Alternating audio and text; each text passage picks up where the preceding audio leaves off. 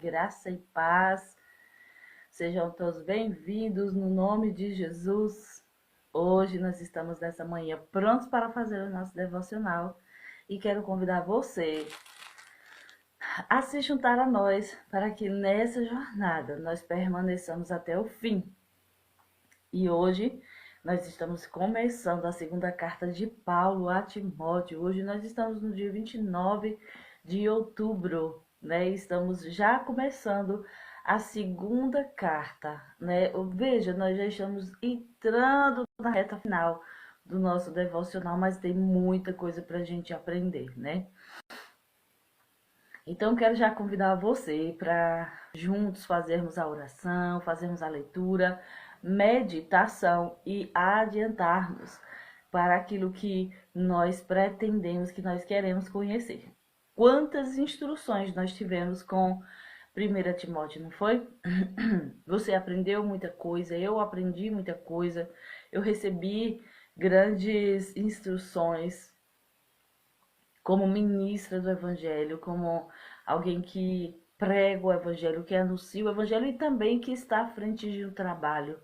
E eu e você também recebemos instruções de como lidar com os irmãos, de como nos portar diante das adversidades da vida. Nós devemos permanecer firmes, né?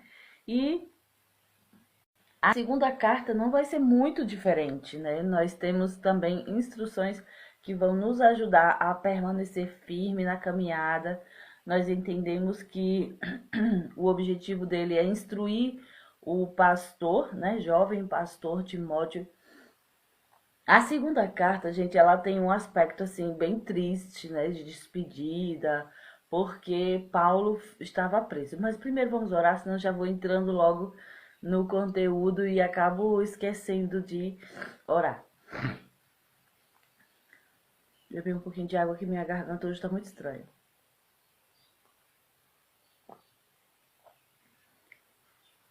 Quero dar as boas-vindas a todos vocês que estão chegando.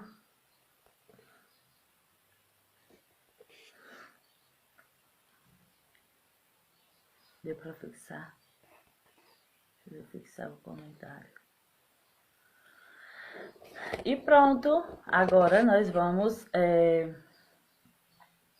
fazer a nossa oração para começarmos, amém? Pai, muito obrigada em nome de Jesus, Senhor. Eu te dou graças, porque o Senhor é bom. Em todo tempo o Senhor é bom. Por isso eu te adoro, eu te bendigo e eu te louvo, Senhor, no nome de Jesus. Porque a tua bondade e a tua fidelidade sempre nos seguirão todos os dias da nossa vida. Eu te agradeço porque tu és aquele que providencia para nós a restauração, o crescimento, a saúde divina. O Senhor nos restaura, o Senhor nos fortalece. Tu és a nossa fonte de vida, de energia, Senhor. E por isso eu quero te louvar e te bendizer, Pai. Obrigado, porque o Senhor não nos abandona, o Senhor não nos deixa. A tua palavra, ela garante que nós podemos desfrutar da tua companhia todos os dias. E eu sei que o Senhor está cuidando de nós. E eu sei que o melhor, Senhor, está sendo preparado para nós neste dia, nesta manhã. E eu te agradeço no nome de Jesus por poder conhecer a tua palavra, Senhor.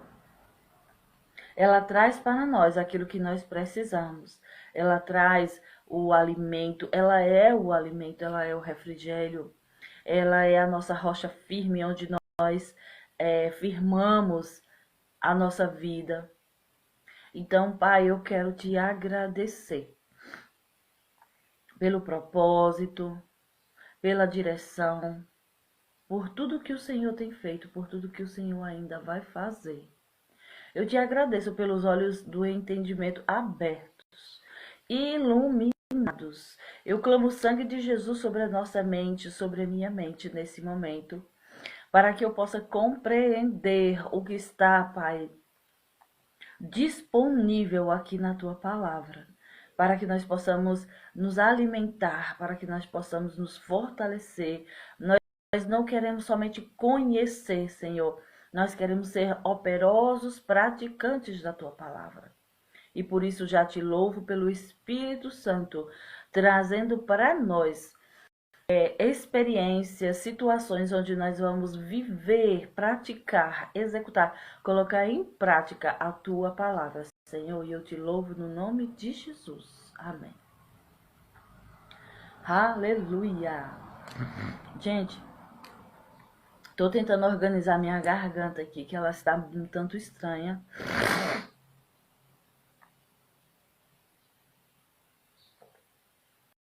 Mas tudo vai bem porque eu sou sarada e curada e eu clamo o sangue de Jesus sobre a minha vida, amém?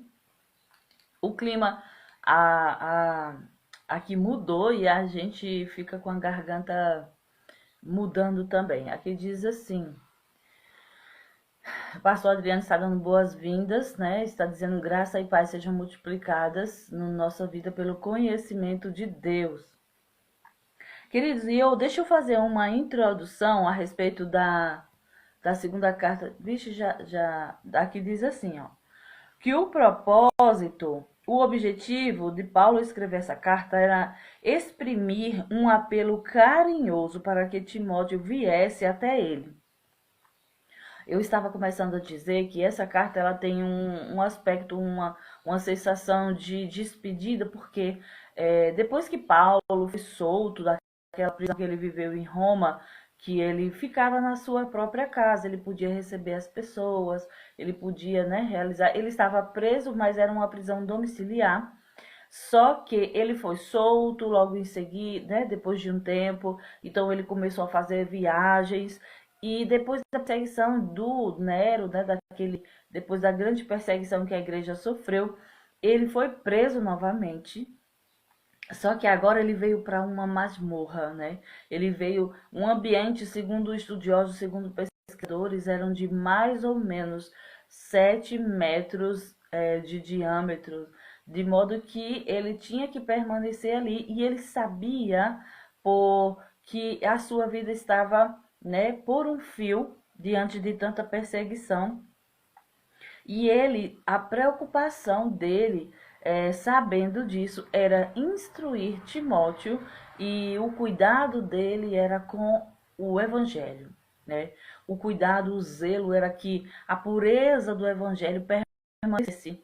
E ele queria instruir e também ele queria ver Timóteo antes disso. Ó. Entretanto, a principal preocupação de Paulo era o bem-estar da igreja. E ele instruiu Timóteo a aperfeiçoar sua organização e garantir o evangelho. Ao perceber que sua morte estava eminente, o que talvez Timóteo não chegasse a tempo de uma última visita, Paulo aplicou em sua carta palavras solenes de aconselhamento. Sua preocupação era com o evangelho e ele expressou a Timóteo sua inquietação com o fato de que seu jovem colaborador transmitisse fielmente o evangelho após a morte do antigo guerreiro. Então a carta, ela incita Timóteo a ser fiel diante de tantas dificuldades, deserções e tantos erros. Então, queridos, eu fico extremamente tocada com esse texto, porque assim, a instrução que Paulo trouxe para Timóteo é o que ele traz para mim e para você, quando nós somos chamados a garantir a pureza, a fiel pregação do evangelho. Quando Jesus me recrutou, me chamou para o ministério, ele usou justamente o texto de 2 Timóteo, né, de segunda carta de Paulo a Timóteo, que é justamente tudo o que o Espírito Santo fala, né, que Deus requer dos ministros do Evangelho. Ele requer que nós carreguemos isso com fidelidade, que nós façamos isso com zelo, com cuidado. Né? Então, as exigências de Paulo para com Timóteo são as mesmas para mim e para você hoje. Essas palavras que ele fala de sofrer pelo evangelho, de se deixar, né, ser um instrumento poderoso para que outras pessoas recebam esse evangelho, ele é a mesma para mim e para você. Amém? Então, vamos começar. Aqui diz assim também, deixa eu fazer uma Então, essa carta ela é um manual para os ministros do Evangelho, pois a igreja precisa de mais Timóteos que sejam determinados a proteger o Evangelho como um depósito sagrado confiado a eles, e que sejam fiéis ao proclamá-lo, que estejam prontos para sofrer por ele e que transmitam para seguidores fiéis. Amém? Então, olha só, foi esse texto, justamente esse texto o segundo capítulo de Timóteo que Deus falou comigo, tipo, para transmitir a pessoas idôneas, né, fiéis, que sejam capazes de carregar essa responsabilidade e ensinar para outras pessoas também. Então, 2 Timóteo, capítulo 1, diz assim: Paulo, apóstolo de Jesus Cristo, enviado por Deus para falar por toda parte a homens e mulheres a respeito da vida que ele lhes prometeu por meio da fé em Jesus Cristo. A Timóteo, meu amado filho, que Deus o Pai e Cristo Jesus, nosso Senhor, derramem a sua graça, misericórdia e paz sobre você. Como sou grato a Deus por você. Oro todos os dias por você e muitas vezes durante as longas noites suplico ao meu Deus por vocês. Ele é o Deus de meus antepassados e o meu único propósito é servi-lo com a consciência limpa. Como estou ansioso por vê-lo de novo. Como eu ficaria feliz com isso, pois me recordo das suas lágrimas quando nos separamos. Lembro-me da sua fé não fingida, tal como ocorreu com a sua mãe Eunice e sua avó Lloyd. E estou certo de que esta mesma fé continua em você. Assim sendo, quero lembrá-lo de conservar viva a chama do dom de Deus que você recebeu quando coloquei minhas mãos sobre a sua cabeça. Pois o Espírito que Deus nos deu não é de covardia, mas de poder, de amor e de equilíbrio. Essa parte é muito importante, nós podemos marcá-la, né? Porque o versículo 6 e 7 lembra a missão dele, né? Vou terminar de ler. Por isso, nunca tenha medo de falar do nosso Senhor aos outros, nem de que eles saibam que eu sou seu amigo, muito embora eu esteja aqui na prisão por causa de Cristo. Você deve estar pronto a sofrer comigo, de acordo com o poder de Deus, pois ele lhe dará forças no sofrimento. Foi ele quem nos salvou e nos escolheu para o seu santo trabalho, não porque merecêssemos, mas porque esse era o seu plano muito antes do princípio do mundo, mostrar o seu amor e a sua graça para conosco por meio de Cristo Jesus. E agora ele tornou isso bem claro para nós, mediante a vinda de nosso Senhor Jesus Cristo, que quebrou o poder da morte e nos mostrou o caminho da vida eterna por meio da confiança nele. E Deus me escolheu para ser pregador e apóstolo e mestre. Então veja, ele é pregador, ele é apóstolo e ele também é mestre. É por isso que eu estou sofrendo aqui na prisão e não estou envergonhado disso, pois conheço aquele em quem confio e tenho certeza de que ele é capaz de guardar em segurança tudo quanto lhe confiei até o dia da sua volta.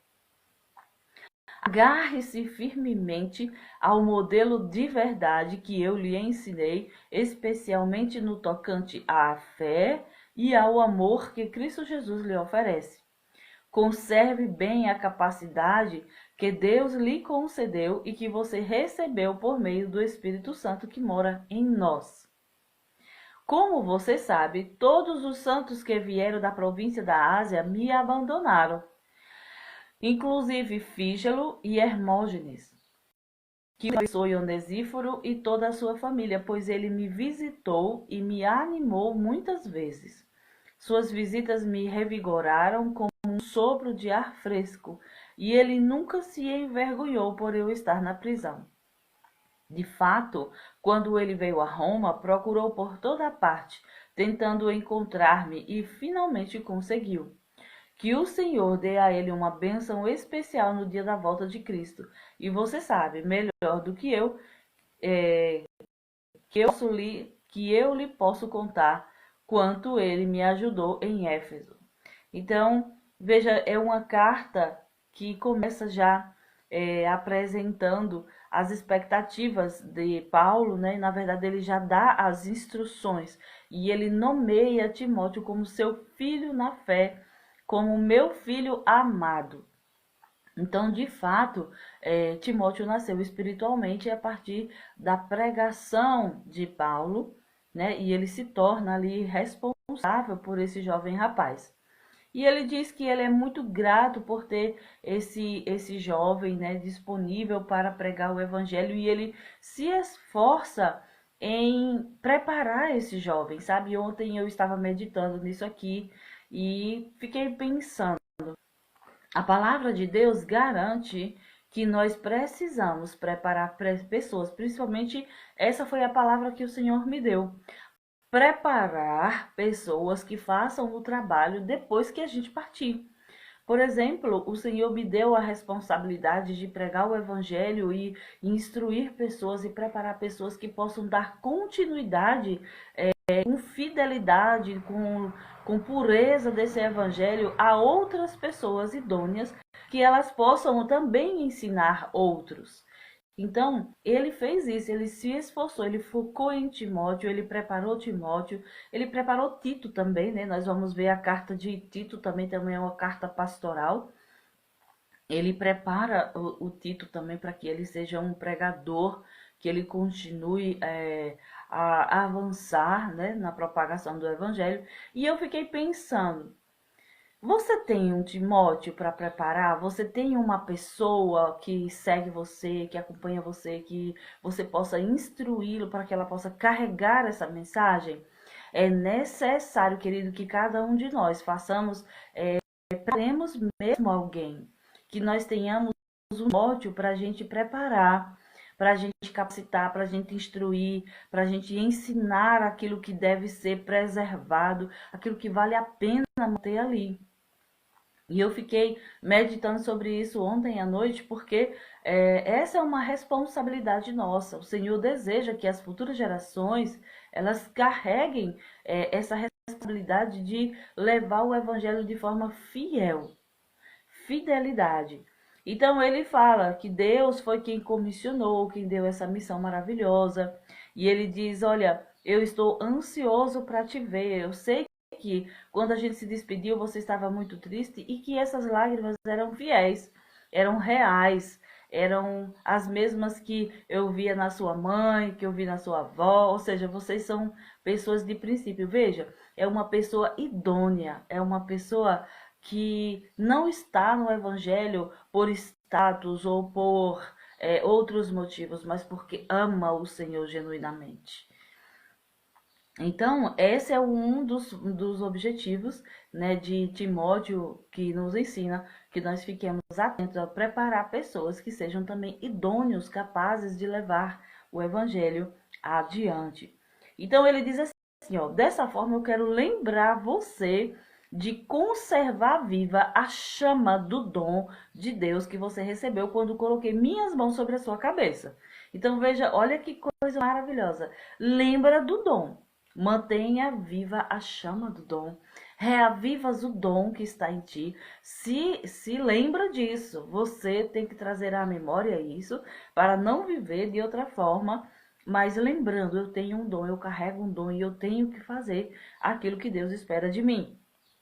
Ele diz, pois o Espírito de Deus não nos deu um espírito de covardia, mas de poder, de amor e de equilíbrio. Então, o que é que nós só podemos concluir a respeito da carta de Paulo? Que Timóteo, ele era jovem, ele era inexperiente, ele devia estar, coitado, assombrado com o tamanho da responsabilidade que estava sobre ele. Ele tinha temor, né? Ele podia achar que não era capaz, por uma série de situações. Ele também tinha uma saúde frágil. né? Inclusive, Paulo orienta ele a tomar cuidado com o estômago dele, não sei qual era o problema, mas fica claro que tinha ali uma agilidade, né, com a saúde dele. E também ele estava no meio de uma situação de uma sociedade corrompida, perversa e cheia de perseguição. E ele precisava permanecer fiel, para isso ele precisava reavivar o dom, ele precisava se lembrar: eu recebi um dom. E ele diz assim: Deus não nos deu um espírito de covardia, ou seja, não tema, não tenha medo. Então, veja, ele precisou animar Timóteo, então mostra que Timóteo estava temeroso. Será que eu consigo? Será é uma responsabilidade grande? Ele disse: mas Deus te capacitou e ele te deu o espírito de poder, de amor e de equilíbrio. Por isso, nunca tenha medo de falar do nosso Senhor aos outros, nem de que eles saibam que eu sou seu amigo, muito embora eu esteja aqui na prisão por causa de Cristo. Você deve estar pronto para sofrer comigo, de acordo com o poder de Deus, pois ele lhes dará forças no sofrimento. Eita glória! Então ele lembra que foi Deus que nos chamou, então Deus não abandona o seu exército. Deus não deixa a gente que foi convidado, né, chamado, recrutado por Deus para fazer um trabalho, ele não deixa a gente à toa, ele não deixa a gente sem o devido cuidado. E ele instrui a mim e a você hoje também, olha, não tenha medo, porque ele te alcançou para cuidar de você, para proteger você. Junto na salvação, quando a gente foi salvo e entregou a vida para Jesus, veio a preservação, veio um pacote junto, não é só salvação, é preservação, é restauração, é saúde. Nós temos tudo o que nós precisamos. A Bíblia diz que no que se refere à vida e à piedade, nós temos tudo. Ou seja, para nos mantermos vivos e para nos mantermos fiéis ao Evangelho, piedosos, né? Como povo alcançado de Deus, nós já temos tudo, porque Ele nos deu tudo. Então, basta a gente acessar, porque tem todas as ferramentas, né? E ele diz assim: Deus me escolheu para ser pregador e apóstolo e mestre. Então, veja, todas as vezes que você recebe uma missão, você já precisa preparar outra pessoa que vai te substituir. Você precisa preparar alguém que vai dar continuidade àquele trabalho que Deus te chamou para fazer, né? Eu fico sempre atento nisso. É por isso que eu estou sofrendo aqui na prisão. Aí ele diz, olha só o 13, uma instrução maravilhosa. Agarre-se firmemente ao modelo de verdade que eu lhe ensinei, especialmente no tocante à fé, ao amor que Cristo lhe oferece. Então, nossa missão, a minha missão, a missão da Igreja Verbo da Vida é espalhar a palavra de Deus, né? A fé e o amor para todos os lugares, em todas as nações, em todas as cidades aonde eu chegar. É fé e amor. Então aqui Paulo também, ele diz assim, ó, você se agarre ao modelo de verdade que eu lhe ensinei, né? A palavra de Deus pura e simples, o evangelho puro e simples, Cristo apenas, né? E principalmente no que se refere à fé, ou seja, a crer naquilo que ele ensinou, que foi a verdade, a palavra, e também no amor que Cristo Jesus nos oferece. Conserve bem a capacidade que Deus lhe concedeu e que você recebeu do Espírito Santo, né? Que mora em nós. Como você sabe, aí ele diz que abandonaram ele e ele está sozinho porque ele está numa prisão. Mas, gente, sabe, eu estava me lembrando de como é bom você visitar alguém que está preso, né? De como traz refrigério você visitar alguém que está preso a uma situação, preso a uma cama, às vezes preso num diagnóstico, preso em uma prisão que talvez não seja uma prisão física, mas também que não é fácil, né, aquele momento. Mas principalmente que a gente traga refrigério para essas pessoas, né? Aí ele diz assim, para ele lembrar de fazer isso, e ele coloca a expectativa de que Timóteo vá visitá-lo, para que ele tenha essa alegria de poder vê-lo novamente, de poder instruí-lo e de poder dizer, olha, corre essa carreira, eu estou partindo, porque a segunda carta de Paulo, ela tem esse aspecto de despedida mesmo, né? Ele sabe, ele diz até lá na frente que a vida dele está sendo oferecida como libação, né? Ou seja, eu já completei a minha carreira, eu creio que daqui não tem como mais, mas eu já preparei você, Timóteo, e eu já passei as verdades, você agora tem que correr com elas. E isso é maravilhoso, porque eu me sinto assim, eu me sinto um Timóteo. Quando eu ouvi essa mensagem, né, do meu pastor, quando ele trouxe essa palavra, eu agarrei essa palavra.